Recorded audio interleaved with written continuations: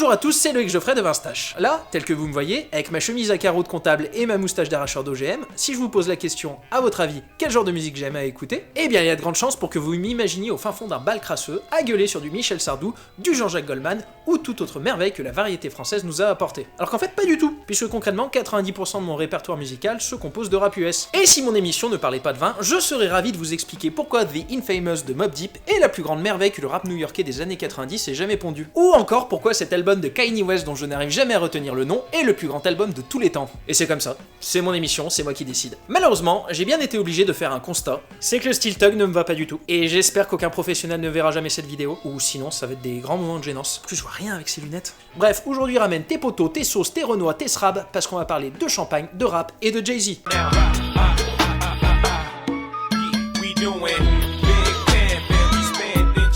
L'un des plus grands exploits du vignoble de Champagne, c'est d'avoir réussi à être devenu un marché de marque, puisqu'en France, les vins de marque, c'est quelque chose d'assez rare. Si je vous demande quel type de vin vous aimez boire, eh bien, vous allez très souvent me répondre un Côte-du-Rhône, un Sancerre, un Margaux, bref, vous allez me répondre par des noms d'appellation, mais rarement par tel nom de château ou tel nom de domaine. Alors que si je vous demande quel type de champagne vous aimez boire, eh bien vous allez plutôt me répondre un Moët & Chandon, un Tétinger, un Ruinart, un Krug, bref, vous allez me répondre par des marques de champagne. Du coup, avant d'aller plus loin, eh bien je vous propose d'accorder nos violons et de nous entendre sur la définition de ce qu'est une marque. Eh bien une marque, c'est un nom, un terme, un signe, un symbole, un dessin, ou toute combinaison de ces éléments servant à identifier les biens ou services d'un vendeur ou d'un groupe de vendeurs et à les différencier des concurrents. Bref, pour faire court, pour le consommateur, la marque, c'est un outil de reconnaissance, de différenciation et même d'identification. D'ailleurs, en parlant d'identification, eh bien la marque, c'est une identité et même un univers pour les marques de luxe. Et l'identité de la marque est un sujet qui a été formalisé par Jean-Noël Capferrer, un Français, l'un des 3 plus grands experts mondiaux de la marque. Et cela via un outil que l'on va tout simplement appeler le prisme d'identité de la marque, prisme composé de 6 composantes. Et pour mieux illustrer mon propos, je me suis permis de reprendre l'exemple du prisme appliqué à la marque Ralph Lauren. Les 6 composantes sont donc le physique, la personnalité, la relation, la culture de la marque, le reflet et enfin la mentalisation. La théorie étant posée, rentrons maintenant dans le vif du sujet, puisque la marque de champagne qui va nous intéresser aujourd'hui, c'est la maison Louis Roederer, ou Roederer pour les intimes. Et si je vous parlais du prisme d'identité de Capferrer, eh bien c'est tout simplement parce que dans l'identité de la marque Roederer, il y a une composante qui est vraiment prépondérante, et c'est la partie physique.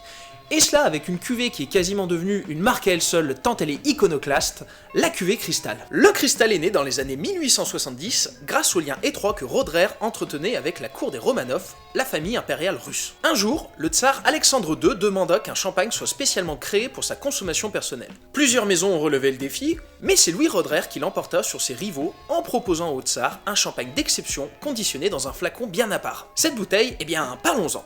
Si elle s'appelle Cristal, c'est tout simplement parce que, à l'origine, la bouteille était réalisée avec le matériau susnommé.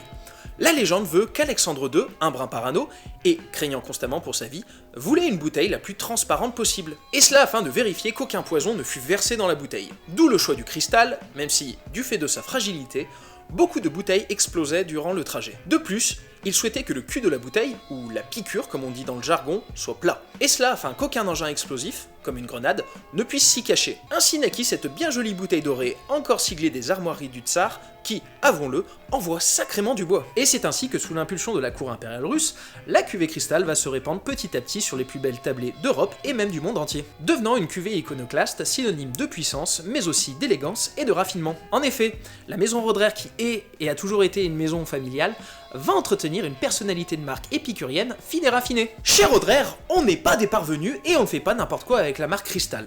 D'ailleurs, une anecdote assez croustillante m'avait été remontée par quelqu'un de la maison. Un jour, la direction commerciale de Roederer a reçu un appel d'un très grand hôtel parisien. Celui-ci voulait recevoir en urgence plusieurs dizaines de caisses de Cristal. Or, c'est quand même une demande peu commune puisqu'on parle là de plusieurs dizaines de milliers d'euros de champagne. La direction commerciale de Roederer a donc été intriguée et elle a commencé à cuisiner le responsable de l'hôtel. Celui-ci, après plusieurs longues minutes, a enfin avoué qu'il s'agissait d'une demande d'une très grande star américaine, qui souhaitait, tout naturellement, prendre un bain dans du Cristal de Roederer. Ce qui est quand même très con quand on y pense, parce que je ne suis pas sûr que cela soit la meilleure des idées que de mettre de l'alcool en contact d'une muqueuse vaginale. Oh oh oh oh, joli! Bien évidemment, la marque écourta poliment la demande. Chez Roederer, comme l'expliquait si bien son vice-président et chef de cave Jean-Baptiste Lécaillon, on a des valeurs qui sont bien loin du strass et des paillettes. Dans notre produit, il y a nos valeurs, et dans Cristal aussi, il y a nos valeurs qui sont des valeurs de famille, d'histoire française, de travail très dur, à la vigne. D'ailleurs, ça, c'est un exemple de communication de la marque.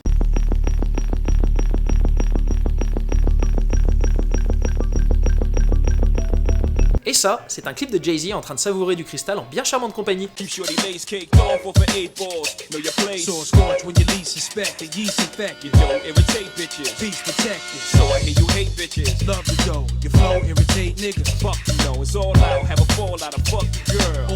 Oui, parce que, aussi fou que ça puisse paraître, le cristal est une cuvée qui va être énormément récupérée par les rappeurs US. Et c'est d'ailleurs deux rappeurs du Wu-Tang, Raycon et Ghost, qui s'attribuent la paternité de cette récupération. Et cela via le titre Guillotine du mythique album solo de Raycon Only Built for Cuban Links avec la lyrics suivante.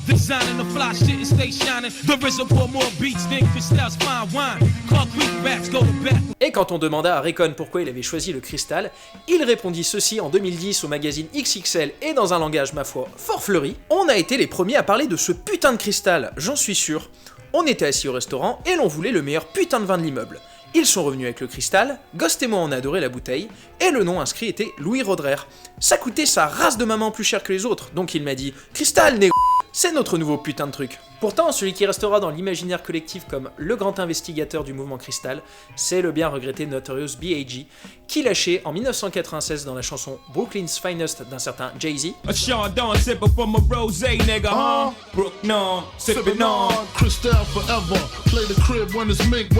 Le mythe était né, et c'est ainsi que le cristal va se répandre dans tous les clips des plus grands rappeurs East Coast des années 90. Parmi ces célèbres amateurs, on retrouvera donc tout logiquement Notorious B.I.G., Puff Daddy, Nas, mais aussi son plus gros rival de l'époque, un certain Sean Corey Carter, plus communément appelé Jay-Z. Et ce dernier va devenir un véritable homme sandwich de la marque, puisque dès ses débuts sur des titres comme In My Lifetime, jusqu'à sa consécration sur des titres comme I Just Wanna Love You, ou encore Big Pimpin', qu'on pourrait traduire en français par un grand proxénétisme,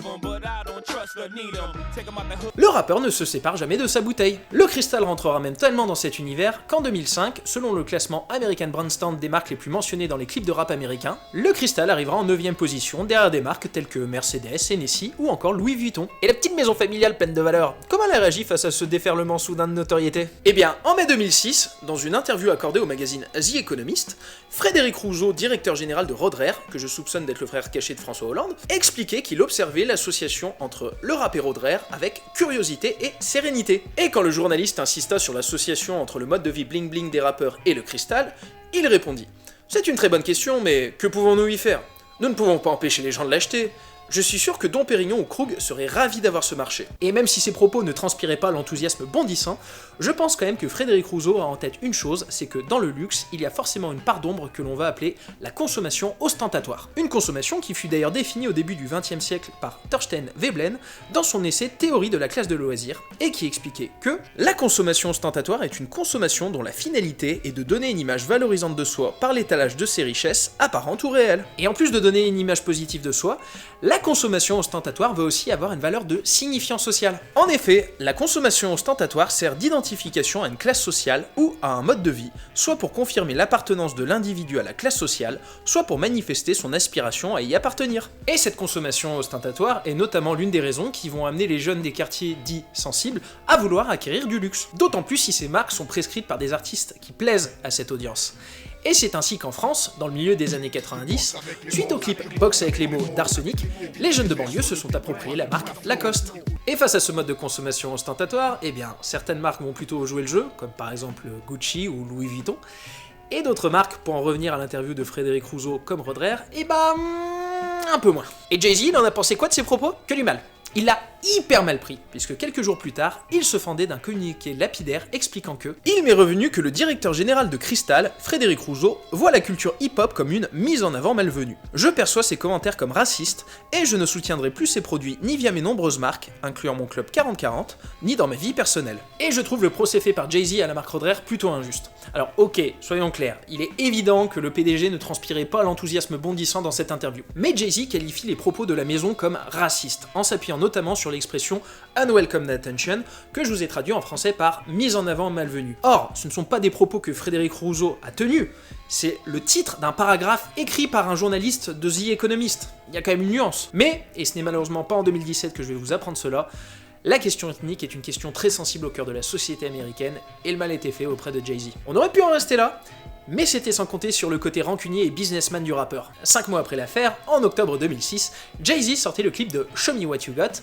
un clip qui dégueulait le bon goût et rendait hommage au plus grand film de James Bond, Monaco, des grosses voitures, des gros yachts et des femmes raffinées. Ce qui est quand même un peu une distorsion de la réalité, parce que je sais pas si vous êtes déjà allé à Monaco, mais moi j'ai plus vu des granny mal botoxés que des avions de chasse qui dansaient comme ça. Mais surtout ce qui va nous intéresser dans ce clip, c'est le moment où, alors que Jay-Z est en train de jouer une partie de poker, le sommelier lui propose une bouteille de cristal.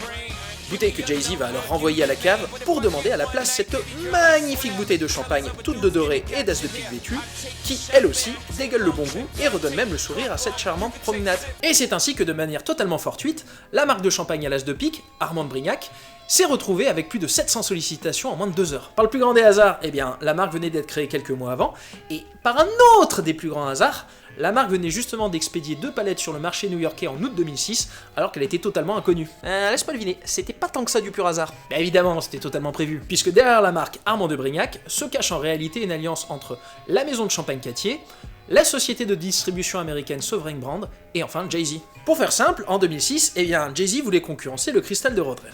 Il s'est associé avec Sovereign Brand et ensemble, ils sont venus en Champagne pour rencontrer pas moins de 20 grandes maisons. Certaines n'étaient clairement pas intéressées, et après être venus avec une shortlist, eh bien c'est finalement la maison Cattier qui fut choisie. La maison possédait déjà le nom de Brignac suite à une mise en marché avortée dans les années 50. De plus, elle avait déjà réalisé des bouteilles métallisées pour le couturier Courrèges. Le saint homme qui a démocratisé la mini-jupe, et aussi le pantalon pour femmes, mais ça bizarrement on en parle un peu moins. Du coup, un petit lifting esthétique avec de l'or, un ajout de l'as de pique par une société publicitaire new-yorkaise consultée par Jay-Z, et hop, le champagne Armand de Brignac était prêt à conquérir le monde. On retrouvera ainsi la bouteille dorée à l'as de pique dans de nombreux clips du rappeur, dont une charge hyper virulente en 2009 avec On to the Next One, clip où le rappeur enverra littéralement 2 doigts d'honneur à Roederer.